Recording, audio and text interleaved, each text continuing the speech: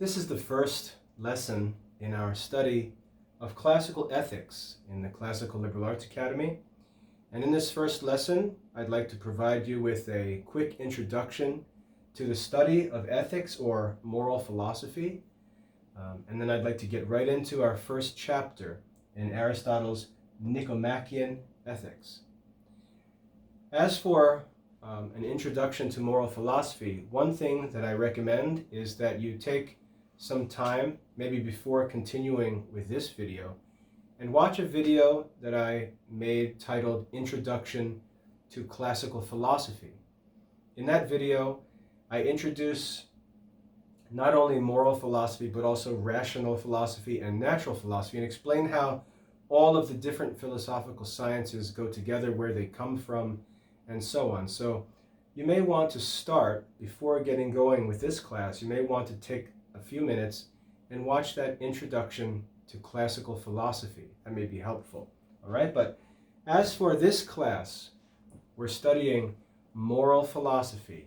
And the study of moral philosophy is very simple because we're going to read one book, which is Aristotle's Nicomachean Ethics. That word is a little tricky. The English pronunciation of it is Nicomachean. Okay? Aristotle's Nicomachean Ethics. That's the book that we're going to study, where we find Aristotle's teaching all written for us on the subject of natural philosophy. In the introduction to classical philosophy, what I explain simply is that philosophy is the pursuit of wisdom. It's not just a school subject. It's not something we study so that we can have a class listed on our transcript so that we can apply to college or get a high school diploma. Ethics is a study in the pursuit of wisdom. Aristotle says that the goal of the study of ethics is to become good men. It's a study that we seek so that we can actually understand what good behavior and what good choices should look like in our lives, and that we can make those decisions and actually practice that good, virtuous behavior. All right? A lot of times we do bad things, or we make bad decisions because we simply don't know what's right in a situation. The study of ethics is pursued to help us understand what it means to act virtuously in any situation, so that we can actually make good decisions and learn to practice virtue in our lives. We're not learning about morals. We're not talking about other people's morals. We're studying the principles of moral philosophy so that we can order our own desires and our own actions and live wisely, because the goal of wise living and the benefit that we can receive if we live wisely is happiness. And we're going to study this in Aristotle's Nicomachean Ethics in our classical ethics course. So just to be clear, make sure you understand that ethics and moral philosophy are the same thing. Ethics is simply another name for moral philosophy. So this is a philosophy course, and we're going to study moral philosophy, which is the right ordering of our will. That's the study of moral philosophy. Okay? The book we're going to study is Aristotle's Nicomachean Ethics. Just to put this all in context, Aristotle lived around 350 BC is a good date to remember for the life of Aristotle. Okay? I believe he was born in 384 and he died around 323. He died right around the same time Alexander the Great did. Remember, he was Alexander the Great's teacher, and Alexander the Great went off on his worldwide conquests and died, and shortly after Alexander died, Aristotle also died. So keep Alexander and Aristotle always together in your chronology as you think about classical history. And 350 BC is just a good general date to keep in mind anytime you think of Aristotle. Okay, so almost 400 years before Christ, before the church was founded, before the New Testament was written, before the world enjoyed the teaching of Jesus Christ and his apostles and saints and doctors of the church. Before that, Aristotle was studying philosophy and writing these works on good morals. So we can see that Aristotle is called a virtuous pagan because even though he was not a Christian, he was not a Jew, he didn't worship the God of the Old Testament or of the New Testament. He was a man who was filled with virtue and was choosing and trying to do good in a place and in a time where there was little help for him to do so other than his own faculty of reason, the gift of reason that God gave him through creation. So Aristotle is an example for us of a virtuous pagan. Now, just to talk a little more about Aristotle, if we study a book like Dante's Divine Comedy, where the Christian poet Dante talks about heaven and hell and purgatory, we find that Dante, who represents Catholic thinking, puts Aristotle, along with other virtuous pagan philosophers and writers, he puts them in a place called limbo, because in all reality, we don't know what God's going to do with the virtuous pagans. They chose to do good with the resources and opportunities that they had available to them. At least it appears to us that they did so. I mean, only God knows what anyone actually chooses in all of the details of their circumstances and opportunities. But to us, it appears that it would not be just for God to put these virtuous pagans who lived and taught such good things in the midst of so much darkness at a time well before Christ came into the world and all of the benefits of the church became available to men. It seems that it would not be just for God to put these men who tried to do good into hell. And so, to avoid that judgment, Catholic teachers in the past have assigned people whose eternal destiny really cannot be known in a place called limbo, where we don't think that they deserve to be punished in hell for the pursuit of evil and actual willful sinful lives. But at the same time, they were not baptized, they did not profess the true faith as we must, and so we can't say that they deserve heaven. And so we place them in a place called limbo, which basically says we don't know what God's going to do with them, but we have reason to believe or reason to hope that God may have mercy on them because of how they lived in their circumstances. Okay, so Catholic history respects men like Aristotle, and when we study St. Thomas Aquinas, we find that not only does St. Thomas respect Aristotle, but he refers to Aristotle as the philosopher, and he uses Aristotle's teachings as starting points to reason about Catholic teaching on moral issues. So Aristotle is so reliable that St. Thomas Aquinas, who's one of the greatest doctors to ever live in the Catholic Church, St. Thomas refers to Aristotle's teaching as being so certain that it can be used to reason and solve questions about Catholic teaching. So Aristotle is not just some human author that we treat with the same concern that we treat any other author. He's a uniquely gifted, uniquely brilliant philosopher that the saints have held up as a source of truth in moral philosophy. And that's why we're going to study him very carefully and take his teaching very seriously. We're not going to say, he's just a pagan, he wasn't even a Christian. That's really foolish, because the study of ethics as a study of philosophy is actually pursued by reason. And therefore, it's perfectly understandable that a pagan practicing and diligently using reason may provide us with God's truth on these topics. So the study of Aristotle is not just some study where we learn about what some philosopher said. St. Thomas refers to him as the philosopher, and we should think of him in the same way when we study his writings. So we're going to be studying Aristotle's Nicomachean Ethics.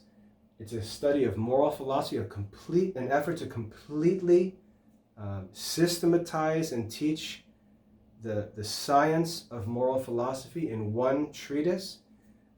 So it's considered a master text that's to be mastered by us in our studies.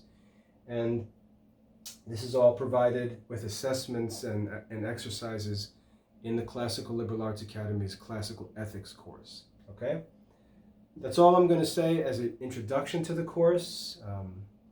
It's simple enough to understand the value of moral philosophy, which he talks about in chapter 1. It's simple enough to understand why we study Aristotle. It's simple enough to understand why this course is important. So we just need to get to work and start our study. In chapter 1 of book 1, Aristotle provides us with an introduction to the study of ethics. We have to always remember that Aristotle was presenting this teaching, at least in all of its details, for the first time while he was teaching in the 4th century before Christ. A lot of times he's presenting this teaching in a context where men admired and respected Socrates and Plato. Plato is Aristotle's teacher. Men respected the teaching of Plato and considered that there could be nothing else other than the philosophy of Plato. And Aristotle, in some places, proves Plato to not be right on certain topics. And so Aristotle does a lot of work proving things to show that not only is he maybe moving away from Plato in some areas, but he's doing so because it's necessary for the sake of the truth. And so as we open the book of the Nicomachean Ethics, we find an introduction by Aristotle that introduces this investigation and gets us started by simply thinking about some observations that everyone has to acknowledge to be true. Okay?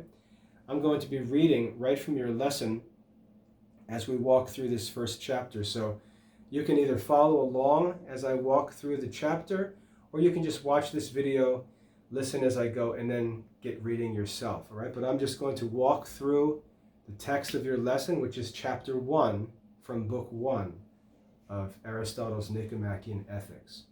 He starts and says, every art and every method, and this is just an observation that everyone can see, every art, every method, and in like manner, every action and every deliberate choice appear to aspire after some certain good. So Aristotle begins by asking us to simply reflect on an observation that everyone can see is true, because he's going to establish his system of moral philosophy. And he says, this is where this investigation begins. If we look and we see all of the activity of human beings, we see the arts that they practice, the methods that they employ to do things, every intentional action that they participate in, every deliberate choice that they make. And he'll talk about what exactly deliberate choice is later in ethics. But as we look at men and we see them acting and doing things, it appears that all of them are aspiring after things. They're all aimed at obtaining some goal or some result. He says they appear to aspire after some certain good. There's some goal or good thing that people imagine themselves to be seeking in all of the activity that they participate in.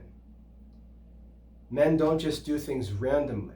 They're not just all running in circles. It seems that people do what they do because they think there's something to be gained by doing it.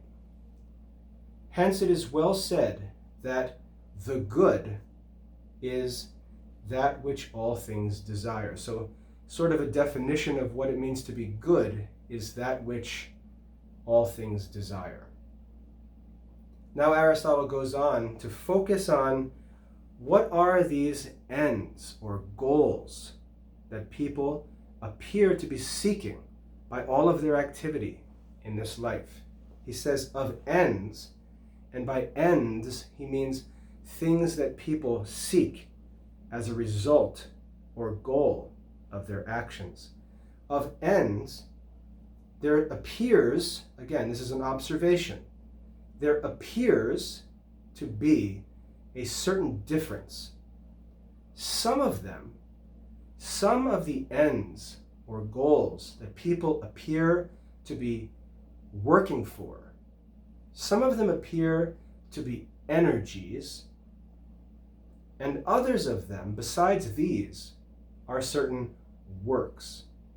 All right, now, he says that there appear to be two different kinds of ends that people are seeking through their actions. One kind he calls energies, and another kind he calls works. So the two kinds of ends are energies and works. Now, as we're getting into philosophy, we come across a word like energies, and you may wonder, what in the world does that mean? Because in modern society, you may think of the word energy and think of like energy to do something. You know, I feel like, oh, I'm tired, I don't have any energy today. Right? Energy means I have power to do stuff. Energy. Or you think electricity is considered energy, right? That's a modern idea and a modern use of the word energy. But that's not necessarily what Aristotle means when he's talking about energy. Obviously, he's not talking about electricity or some modern source of power to do things, because there was no electricity known to men in Aristotle's time. So when we have words like this, when you come across a word in the writings of Aristotle that you don't necessarily know the meaning of, what I want you to do is avoid the lazy option of going to a dictionary or just guessing that it means what you commonly hear it to mean in modern society. But I want you to allow Aristotle's writing to tell you what that word means. And when we see it for the first time, we may not have enough information here to know what it means. But as we continue to read, we're going to find a word used again and again, and each time we see it, we're going to get a little more information about what exactly that word means in Aristotle's mind, which is all that matters when we study Aristotle. It doesn't matter what the dictionary says. It doesn't matter what you think it means. When we see a word in any author, the only thing that matters is what that word means in the mind of that author. And usually we can figure that out by allowing what the author says around that word to help us define that word. This is called vocabulary in context, and it's an important skill. It's a skill that, for example, the SAT tests as a college admission test.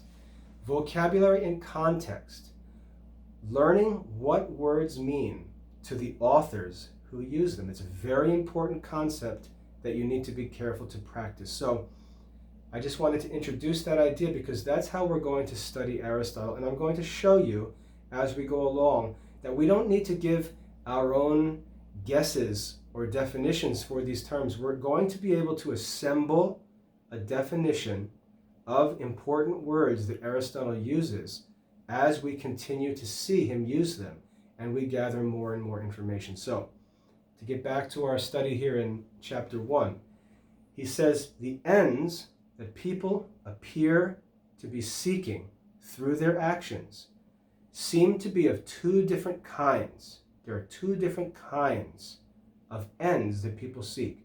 The first kind we're going to call energies, and the second kind are called works. All right, now we don't know what those two terms mean. We're going to put their definition together as we continue to read. But there's two kinds of ends, energies and works. The first bit of information that we have about each of these words is from this paragraph. What are energies? Well, very simply, the first thing that we can say is an energy is a kind of end. That is not a work. Okay, so we do have some information. We don't have a definition yet, but we do have some information. An energy is a kind of end that is not a work. Okay, that's what we have so far. And likewise, for work, we can say a work is a kind of end that is not an energy. Okay? That's all we can say at this point. We're going to let Aristotle tell us what these terms mean as we continue studying. So, of ends, Aristotle says, as I observe the actions of men, and I observe that they seem to all be aspiring after certain ends, it appears to me, and I invite you to observe this as well, it appears that there are two certain kinds of ends that men seek. One kind are energies, and the other kind are works. Now he goes on to say, in those things in which there are certain ends besides the actions, in these the works are naturally adapted to be better than the energies. What's most important here is that we see he's adding more information for us, and we can understand more about works and energies. Let's read that again. In those things, in those actions, in which there are ends besides the actions. That is, the actions are not the ends. People are not doing things to do them. They're doing them for the sake of something else. In these, the works are better than the energies. Now, what that seems to say to us is that what energies are actions themselves. And we may not be talking about actions of the body, because remember, he said in certain arts, in every method, in every action, in every deliberate choice, there are different kinds of ends. And he says the ends are energies and works. And now he says, in those things, in those actions, whether of the body or of the soul, in which there are certain ends besides the actions, in these the works are better than the energies. And there we have this idea. Energies appears in Aristotle to mean the actions themselves. And works appears to mean those things that are sought besides the actions. Rather than works, let's say products, okay? It seems that the actions may be ends themselves, but in some, what is produced by the action is what is actually sought. And he says here that in those situations, if we're pursuing an action for the sake of something produced by that action, what is produced must be better than the action itself, because the action is pursued for the sake of something else. That work, that product, must be better than the work itself. Okay? So we do have some more information about energies and works. It appears that energies are actions themselves, and that works are things produced as a result of those actions. Okay?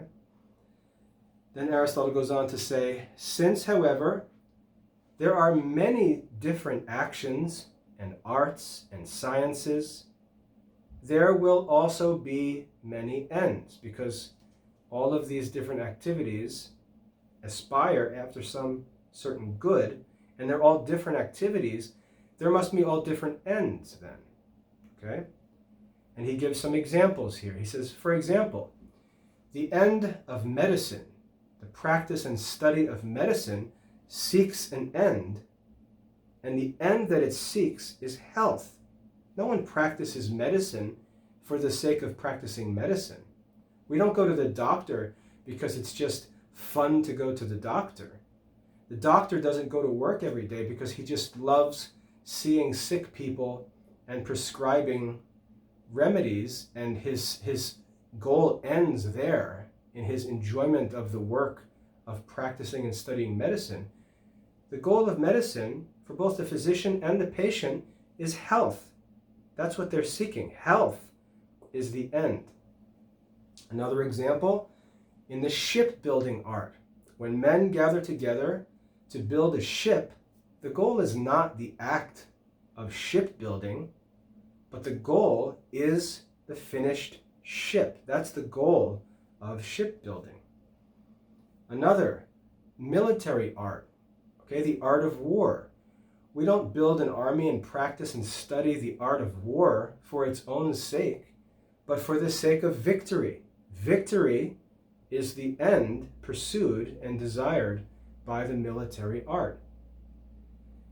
Economics, the economic art. If we study business and finances and money, we don't do so for the activity itself, but for the sake of wealth. Wealth is the end of the economic art.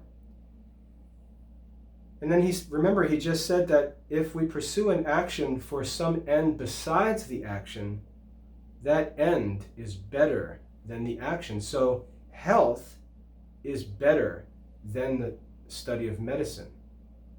Wealth is better than the study and practice of economics. The ship is better than the art of shipbuilding, because these are pursued for the sake of these ends. He goes on and says, such arts as are of this kind are arranged under one certain power. Just as the bridle making art, the art of making equipment for horses, like bridles and harnesses, saddles and things like that. The bridle making art is arranged under the equestrian art. So for example, a man wants to ride and manage a horse, and to do so he needs a saddle and a bridle and a harness for his horse. He is concerned about the art of exercising and using the horse, the equestrian art. That's the concern. He's looking for the equipment to serve the art. The man who makes the equipment is judged to be good or bad based on whether his equipment serves the end of the equestrian art, which again has its own end. Okay? So if one art serves another art, we see that that second art is greater and better than the first art. He says, such arts as are arranged under one certain power, just as the bridle making art is arranged under the equestrian art, and such other arts as pertain to equestrian instruments, both this art and every warlike action. So the equestrian art itself, he says, serves the military art. Okay, remember, in his time, the horse was an animal used in war. And so horses were seen as war instruments, and the equestrian art was pursued for the sake of war. He says, this art and every other warlike action are arranged under the military art. And after the same manner, other arts are arranged under other powers. But in all of these, the ends of those arts which are, and he gives a word here, architectonic.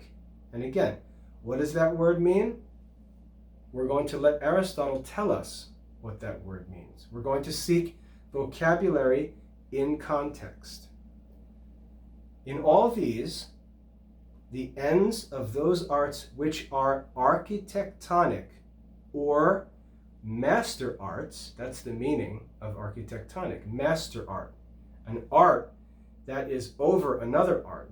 All of these arts serve this master art. That master art is called architectonic. The architectonic arts, the master arts, Aristotle says, are more eligible than all the ends of the arts which are subordinate or underneath the master arts. Subordinate means ordered under. So he says the architectonic or the master arts for which the subordinate arts are pursued are greater. He says more eligible. That means more worthy of choosing, more desirable, more eligible than all the ends of the arts which are subordinate to the master arts. For the latter, the subordinate arts, are pursued for the sake of the former, the master arts. It makes, however, no difference whether the energies themselves are the ends of actions or something else besides these, in the same manner as in the above mentioned sciences. So, what's being taught here by Aristotle is a simple introductory observation that gets us started in the study of classical ethics or moral philosophy. He explains that it's just a simple observation that all human actions appear to be seeking something. They appear to be done for some purpose, some end. And he talks about ends, and he says there are two kinds of ends. And again, he's just making an observation. He says it appears. There appear to be two certain ends, two certain kinds of ends, energies and works. And then he explains that it doesn't matter whether the end is the energy or action itself or a work produced by that action.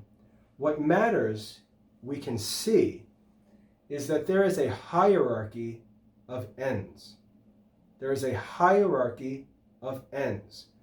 The man who is working in his shop making a horse bridle is making that horse bridle for a man who is training and exercising horses for battle. That man making the bridle, his art is subordinate to the art of the man exercising and training the horses for war. And the man who is exercising and training the horses for war, he's doing so for the sake of the man who is pursuing the military art. The military art is superior to the equestrian art. The equestrian art is superior to the bridle making art. And so there appears to me, Aristotle says, to be a hierarchy of ends. Some are pursued only for the sake of others, and there appears to be sort of a staircase going up from subordinate ends to architectonic or master arts and the ends of those arts. There appears, from my observation, to be a hierarchy of ends. Okay? And Aristotle stops at that conclusion in chapter 1. Now, if you think you can see where he's going with this, all right, what he's going to show us is that if the equestrian art is better than the bridle making art, and if the military art is better than the equestrian art, and we have all of this art under another art for the sake of another art, and it appears that there's this pyramid going up, what Aristotle is going to ask is, doesn't it seem that there must be some master art of all arts, the ultimate art or the chief and greatest end of all of the ends underneath that end? Doesn't it seem like we're climbing up a pyramid or a mountain? And if we keep climbing, doesn't it seem like we're going to get to one art or one end that's the end of all ends and the art of all arts? And then, if there is such an end, which at this point he hasn't said yet whether there is any such end, and he certainly hasn't said what that end might be. But you can see what he's doing in this introduction is he's just inviting us to think about this simple observation that everybody's doing stuff for a certain reason in their doing it, but that there seems to be sort of a hierarchy of ends. This guy, what he's doing, is serving this guy in what he's doing, and he seems to be more important than this guy, or at least his end seems to be more important than this guy.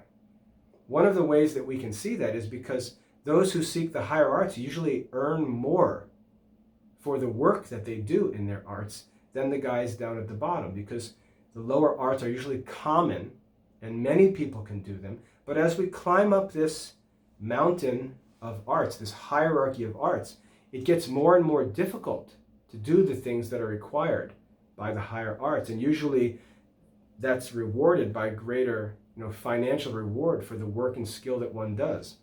But Aristotle says, doesn't it just seem obvious to everybody that there's a hierarchy? And then he stops at the end of chapter 1. But where he's going, and where we'll see him go in chapter 2, is he's pursuing the question of, is there a master art of all arts? And is there a chief end of all human action that all human action aims at or should aim at? And if there is, what is that chief end of man? And how can we achieve it?